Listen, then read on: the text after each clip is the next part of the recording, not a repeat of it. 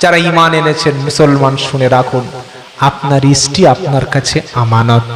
যখন বাড়ির বাইরে বার করবেন, পর্দার সঙ্গে হিজাবের সঙ্গে ঢেকে রেখে আপনার স্ত্রীকে নিয়ে যাবেন, ইনশাআল্লাহ। বলেন ইনশাআল্লাহ। তাহলে এই সমাজটা জেনা ব্যভিচারের হাত থেকে বেঁচে যাবে। বলুন সুবহানাল্লাহ। ধর্ষণের শাস্তি কি, আল্লাহ কি বলেছে সূরা নূর থেকে আলোচনা করলাম। আপনাদের প্রধান বক্তা এসেছেন, একবার তাকবীর জোরে দেবেন, নারাই তাকবীর। প্রধান বক্তার আগমন, শুভেচ্ছা স্বাগতম। এটা আমাদের বাঙালিদের জানা নাই, হতো বাংলাদেশে এতক্ষণ প্যান্ডেল উড়ে যেত। কি বুঝলেন? আর গাছে উঠে জিকিরও খুব বাংলাদেশে হয়। এই কোরআন দেখছেন আপনারা, এটা কি? জোরে বলুন। এই কোরআন কিন্তু আল্লাহ রসুলের উপরে 8 রকম সিস্টেমে নাজিল হয়েছিল। জোরে বলে করকম। আমরা অনেকে জানি যে জিব্রাইল আল্লাহ রসুলের কাছে এসে কোরআন শুনিয়েছে, তাই তো বাবা? হ্যাঁ, এটা সঠিক। নাজালা বিহির রুহুল আমিন, আল্লাহ কোরআনে বলছে যে নাজালা বিহির রুহুল আমিন, জিব্রাইলের নাম হচ্ছে রুহুল আমিন। এই কোরআনকে এনেছে আল্লাহর কাছ থেকে, তার নাম হলো রুহুল আমিন। রুহুল আমিন মানে হলো জিব্রাইল। সুবহানাল্লাহ। একরকম ভাবে জিব্রাইল আল্লাহ রসুলের কাছে এসে একটা বাক্য বা আয়াত শুনিয়ে দিয়ে গেছে, এটা একরকম। 2 নম্বর হলো ঘন্টার মতো ঢং ঢং ঢং ঢং ঢং ঢং করে সিগন্যাল দিয়েছে, ওইভাবে আল্লাহর উপরে কোরআন নাজিল হয়েছে। বলুন সুবহানাল্লাহ। 3 নম্বর হলো আল্লাহ রসুল পাক সাল্লাল্লাহু আলাইহি ওয়াসাল্লাম বসে আছেন, বসে থাকা অবস্থায় হঠাৎ তিনি ঘামতে শুরু করেছেন। সে শীতকালেও ঘামছেন, শরীর ভারী হয়ে যাচ্ছে, থরথর করে কাঁপছে। কেন? ওই সময় আল্লাহর পক্ষ থেকে ভারী জিনিস নাজিল হচ্ছে। ভারী জিনিসটা কি? কোরআন। সুবহানাল্লাহ বলতে ইচ্ছা করে না? আরেকটা ভাবে কোরআন নাজিল হয়েছে, জিব্রাইল ফেরেশতার রূপ ধরে নাই, ডাইরেক্ট মানুষের রূপ ধারণ করে আল্লাহর নবীর সামনে এসে এই কোরআনের কিছু অংশ শুনিয়ে দিয়ে গেছে। এটা নবীর জীবনে 2 বার হয়েছিল। জোরে বলুন সুবহানাল্লাহ। আরেকটা ভাবে কোরআন নাজিল হয়েছে, জিব্রাইল ডাইরেক্ট জিব্রাইলের রূপ ধারণ করে, ফেরেশতার রূপ ধারণ করে আকাশ থেকে আল্লাহ রসুলের সঙ্গে দেখা করেছিলেন। বলেন আমি জিব্রাইল, আপনি মুহাম্মদ। সুবহানাল্লাহ বলতে ইচ্ছা করলো না? আরেকটা হলো আল্লাহ রসুল ঘুমাচ্ছেন, ঘুমন্ত অবস্থায় আল্লাহর বার্তা দিয়ে গেছে, পরের দিন সেটা কোরআন হিসাবে নবী সাহাবাদের কাছে প্রচার করেছে। বলুন সুবহানাল্লাহ। তো এই আমাদের মতো মানুষ আর রসুলের মানুষের পার্থক্য আছে না নাই? কথা বলে না? আছে। আমাদের কাছে ওহী আসে না, রসুলের কাছে ওহী আসে। সেজন্য কোনোদিন যেন ভাববেন না যে রসুল আমাদের মতো। তিনি মানুষ, তবে মহামানুষ। সুবহানাল্লাহ। তিনি মানুষ, মহামানুষ। আল্লাহর পরেই যার সম্মান, তিনি হলেন বিশ্ব নবী। সুবহানাল্লাহ বলতে ইচ্ছা করে না? এইবার আল্লাহর রসুলের বিরুদ্ধে, রসুলের স্ত্রী আম্মা জান আয়েশার বিরুদ্ধে জেনার মিথ্যা তহমত দেয়া হয়েছিল। বলুন নাউজুবিল্লাহ। জোরে বলেন নাউজুবিল্লাহ। সেটা কোন স্ত্রী জানেন? আয়েশা সিদ্দিকা। কোন স্ত্রী? আয়েশা সিদ্দিকাকে। আয়েশা সিদ্দিকা হলো নবীর স্ত্রী। নবীর যতগুলো স্ত্রী ছিল সবচাইতে আল্লাহর নবী যার কথা বারবার বেশি বলতেন তার নাম হলো আয়েশা। আয়েশার পরিচয় হলো, বাপের নাম হলো আবু বকর সিদ্দিক, মায়ের নাম হলো জয়নব। সুবহানাল্লাহ। এই আয়েশা সিদ্দিকা বিয়ের সময় আল্লাহর নবীকে আবু বকর সিদ্দিক বিয়ের প্রস্তাব দিয়েছিলেন। আরবের জমিনে কোন বন্ধুর মেয়েকে কেউ কখনো বিয়ে করত না, কিন্তু আবু বকর সিদ্দিক আল্লাহ রসুলের কাছে নিয়ে নিজের স্ত্রীর ব্যাপারে প্রস্তাব দিয়েছিলেন। জোরে বলুন সুবহানাল্লাহ। নিজের ছোট্ট মেয়েটাকে আল্লাহর নবীর কাছে নিয়ে গেল। আরবের সমাজ বলতে লাগলো কি আশ্চর্য, বন্ধু মানে তো ভাই, ভাইয়ের সঙ্গে কেউ নিজের মেয়েকে বিয়ে দেয়। আবু বকর সিদ্দিক রাদিয়াল্লাহু তাআলা আনহু তিনি আয়েশার হাত ধরে নবীর কাছে নিয়ে গেলেন, গিয়ে বললেন আল্লাহর নবী আমি আপনার হাতে আমার মেয়েকে সুপর্দ করতে চাই।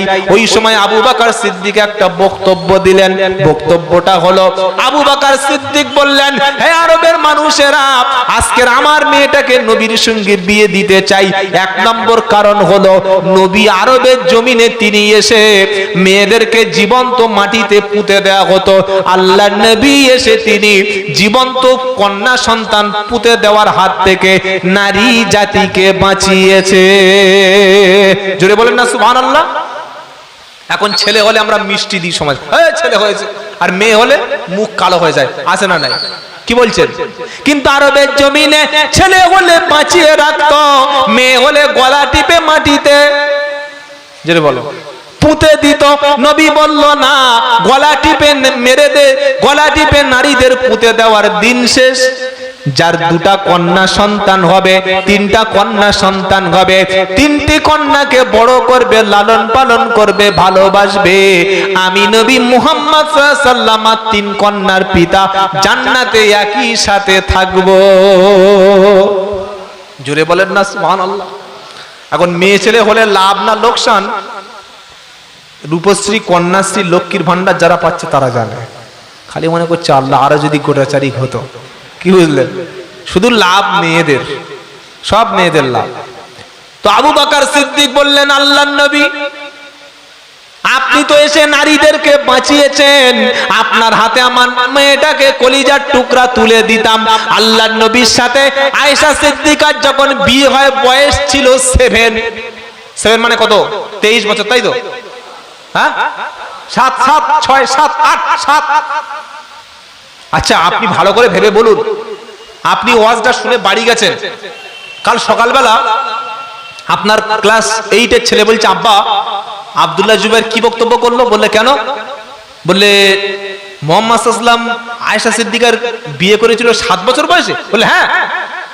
সে কি নবী এতটা ছি ছি ছি ছি, নাউজুবিল্লাহ, জঘন্য লোক, আর মেয়ে পেল না? 7 বছরের একটা মেয়ের বিয়ে করতে হলো? এ প্রশ্নটা আপনার মেয়ে আপনার কাছে, আপনার ছেলে আপনার কাছে করতে পারে না পারে না? কথা বলে না, এই পারে না পারে না? আর আল্লাহর নবী তো আদর্শ, লাকাদ কানা লাকুম ফি রাসূলিল্লাহি উসওয়াতুন হাসানা। রাসূল তো উম্মতের জন্য আদর্শ, বলুন না সুবহানাল্লাহ, উত্তম আদর্শ। ছেলে প্রশ্ন করেছে, আব্বা নবী সত্যি ভালো, ভালো যদি হবে 7 বছরের মেয়েকে কিভাবে বিয়ে করলো? তখন এ বলছে, প্রশ্নটা তো ঠিক বলেছিস বাবা, প্রশ্নটা ঠিক বলেছিস। এ কথা বললে ঈমান থাকবে? তার মানে নবীর চরিত্র নিয়ে প্রশ্ন তুলে দেওয়া হচ্ছে না? কি বলছেন? বিশ্বের মুশরিক, কাফের, মুরতাদ, নাস্তিক, কান খুলে শুনে রাখো, তোমরা যারা বলছো আল্লাহর নবী 7 বছরের আয়েশাকে বিয়ে করে ভুল করেছে, অপরাধ করেছে, তোমরা কি বঙ্কিমচন্দ্র চট্টোপাধ্যায়ের কোনোদিন প্রশ্ন তুলেছো? কোন বঙ্কিমচন্দ্র চট্টোপাধ্যায় সাহিত্য সম্রাট যখন বিয়ে করে তার স্ত্রীকে, স্ত্রীর বয়স ছিল 5 বছর। ক বছর? একজন এসে বলুন যে মিথ্যা কথা, আমার কানটাই এতগুলো ক্যামেরার সামনে 8 ঘন্টা পাকাবেন, 8 ঘন্টা। আসুন, বিশ্বকবি রবীন্দ্রনাথ ঠাকুর, 22 বছরের রবীন্দ্রনাথ ঠাকুর যখন বিয়ে করে 11 বছরের কন্যা। এটা ভুল প্রমাণ করুন, আমার গাড়িটা আপনি নিয়ে দেবেন, যান, আমি চ্যালেঞ্জ করছি। আর একটা বলি, ঈশ্বরচন্দ্র বিদ্যাসাগর, বিদ্যাসাগর নদী, পুকুর পুকুর নয়, কি বুঝলেন? সাগর, খুব ভালো মানুষ, অনেক বড় মনীষী, সোশ্যাল রিফর্মার। তিনি যখন বিয়ে করলেন 8 বছরের বাচ্চা। কোনদিন কেউ প্রশ্ন করেছে বিদ্যাসাগর 8 বছর, বঙ্কিমচন্দ্র 5 বছর, রবীন্দ্রনাথ ঠাকুর 11 বছর, আমাদের শেখ হাসিনার বাবা বঙ্গবন্ধু মুজিবুর রহমান বিয়ে করেছে 3 বছরের মেয়ে? প্রশ্ন তুলেছেন কোনদিন? তুলেছেন না? তুলেননি। নবীর চরিত্র নিয়ে প্রশ্ন তোলা হচ্ছে কেন? এবং বলা হচ্ছে নবী বেআইনি কাজ করেছে। কেন বেআইনি? আমাদের ভারতবর্ষের আইনে 18 বছরের আগের নারীর বিয়ে করা কি কথা বলে না অপরাধ? তাহলে নবী করেছে 7 বছর, নিশ্চয়ই অপরাধী, নাউজুবিল্লাহ।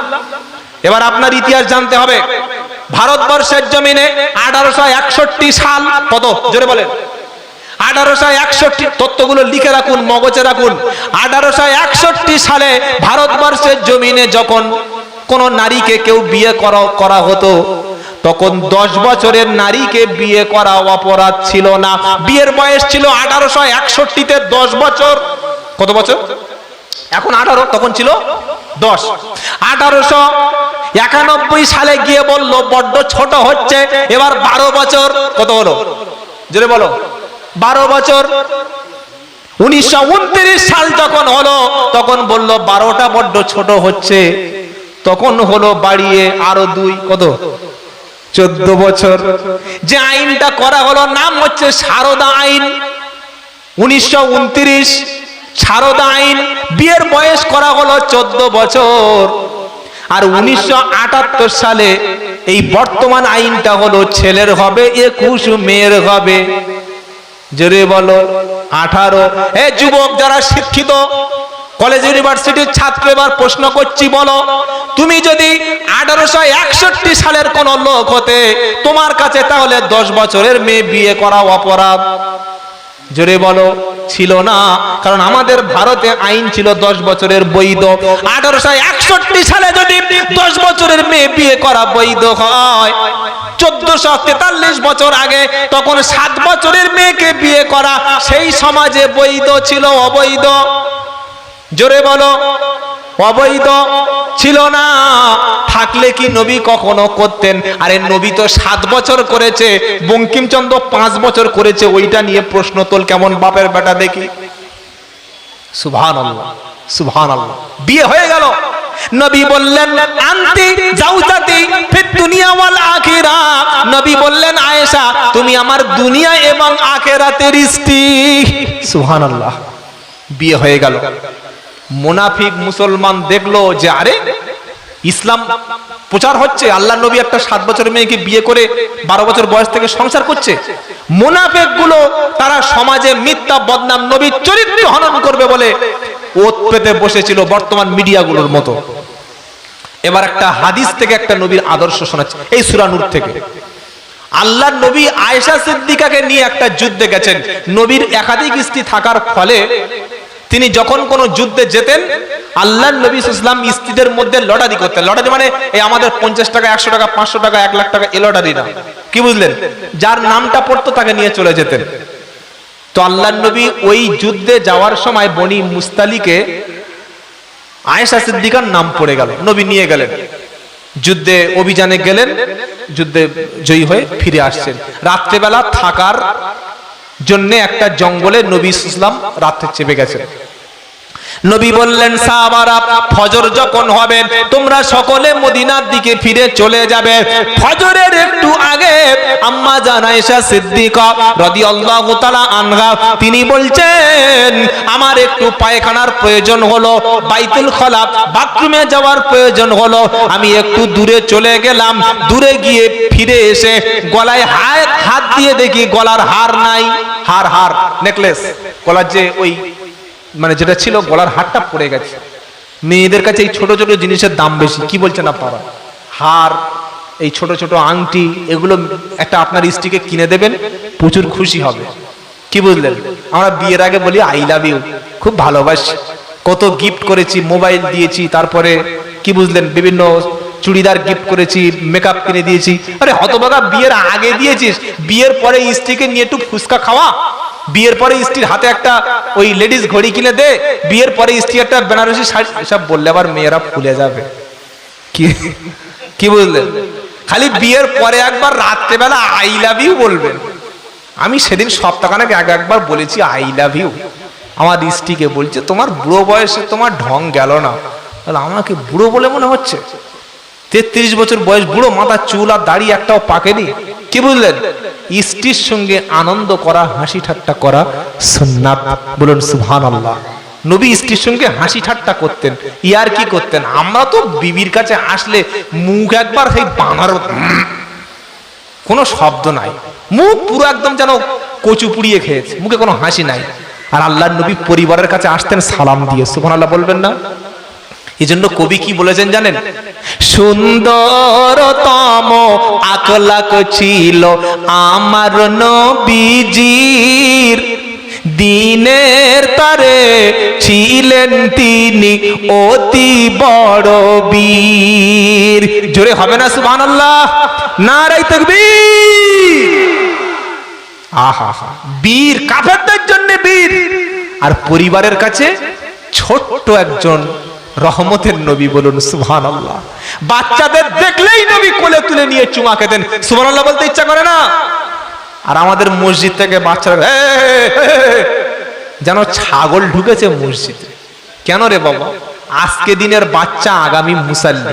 কি বলছেন বলুন? এত বড় মসজিদ, দুটো বাচ্চা যদি একটু ডিস্টার্ব করে নামাজের ক্ষতি হবে। আর তুমি কেমন নামাজি যে নামাজ পড়তে পড়তে কান ওদিকে চলে যায়, সাহাবাদের পায়ে তীর ঢুকেছে বুঝতে পারছে না, আর পিছনে বাচ্চা চিল্লাচ্ছে, মাল ছাড়া পেয়ে গেছে। কি বুঝতে পারলেন? নবী বাচ্চা দেখলে কোলে নিতেন। শুনছেন আপনারা? ডান উরুতে নিয়েছেন হাসানকে, বাম উরুতে নিয়েছেন ইমাম হুসাইনকে রাদিয়াল্লাহু আনহুমা। এটা দেখার পরে একজন সাহাবা এসে বললেন, হুজুর আমার তো 7 থেকে 8টা বাচ্চা, আমি তো কোনোদিন বাচ্চার কোলে নিই না, বাচ্চাদের মুখে চুমা খাই না, বাচ্চাদের ভালোবাসি না। নবী বলল যে ছোটদের ভালোবাসে না, বড়দের সম্মান করে না, লাইসা মিন্না, সে আমার উম্মতের মধ্যে পড়ে না। কথা মনে থাকবে ইনশাআল্লাহ। বড়দের সম্মান করবেন, সিনিয়রদের রেসপেক্ট করবেন, ছোটদের প্রতি ভালোবাসবেন। আল্লাহর নবী পরিবারের মানুষদের সব সময় খেয়াল রাখতেন। আল্লাহ বলছেন, নবী আপনি তো নরম, ফাবিমা রাহমাতিম মিনাল্লাহি লিনতালাহুম ওয়ালাউ কুনতা ফাদ্দান গালিজাল কলবি লান ফাদ্দু মিন হাওলিক। আল্লাহু আকবার। হে নবী, আমি আপনার দিলটাকে নরম করে দিয়েছি, আপনার ব্যবহারটাকে এত সফট করে দিয়েছি যে আসে আপনার সঙ্গে সিমেন্টেড হয়ে যায়, যে আসে আপনার মজলিসে আর কোনোদিন সে অমুসলিম থাকতে পারে না। আপনি যদি কঠোর হতেন, আপনার অন্তর যদি নরম না হতো, আপনি ইসলাম প্রচার করতে পারতেন না। আহা, কি নরম, কি নরম দিলের মোহাম্মদ। সুবহানাল্লাহ বলতে ইচ্ছা করে না? তো ওই হার হারিয়ে গেল। আয়েশা সিদ্দিকা এসে দেখছে গলায় হার নাই, চলে গেল খুঁজতে খুঁজতে গলায় হার যখন দূরে চলে গেছে, সাহাবারা সবাই ফিরে চলে গেছে, আর আয়েশা সিদ্দিকা রাদিয়াল্লাহু তাআলা আনহা তিনি যখন কোনো জায়গায় যেতেন, একটা কাঠের তৈরি গোল কাপড় দিয়ে ঢাকা, যেটাকে বলা হতো হাউদা, ওর মধ্যে আম্মাজান আয়েশা সিদ্দিকাকে নিয়ে সাহাবারা নিয়ে যেতেন, যাতে পর পুরুষের দৃষ্টি থেকে আড়াল করা যেতে পারে। জোরে বলুন সুবহানাল্লাহ। আজ থেকে 20 বছর আগে এটা ছিল। মানুষ স্ত্রীকে নিয়ে ওই গাড়িতে বা বিভিন্ন রিক্সা থেকে কাপড় ঘিরে নিয়ে যেত। যেত না? যেত না? যেত। এখন যায়? এখন যায়? বিবিকে নিয়ে যাচ্ছে স্বামী শ্বশুর বাড়ি, ভাড়া ভাইয়ের বাড়ি, শরীরের সব অংশ ঢেকেছে, বুক আর পেটের অংশটা খুলে রেখেছে। নাউজুবিল্লাহ। বিবি কি জনগণের সম্পত্তি? এটা কি খাসি ছাগল নাকি, না কুরবানির গরু? সবাই দেখবে। নাউজুবিল্লাহ। খবরদার, যারা ঈমান এনেছেন মুসলমান শুনে রাখুন, আপনার স্ত্রী আপনার কাছে আমানত। যখন বাড়ির বাইরে বার করবেন, পর্দার সঙ্গে হিজাবের সঙ্গে ঢেকে রেখে আপনার স্ত্রীকে নিয়ে যাবেন ইনশাআল্লাহ। বলেন বলেন ইনশাআল্লাহ। তাহলে এই সমাজটা জেনা ব্যভিচারের হাত থেকে বেঁচে যাবে। বলুন সুবহানাল্লাহ। যাই হোক, আমার ভাই চলে এসেছেন, প্রধান বক্তা। তিনি অসুস্থ থাকার সত্ত্বেও এসেছেন। আমি এবং ভাই দুজনে একসাথেই প্রায় এসেছি। কোরআনুল কারীম থেকে আমি গুনাহগার যতটুকু বললাম, ধর্ষণের শাস্তি কি, আল্লাহ কি বলেছে সূরা নূর থেকে আলোচনা করলাম। আপনাদের প্রধান বক্তা এসেছেন, একবার তাকবীর জোরে দেবেন। নারায়ে তাকবীর,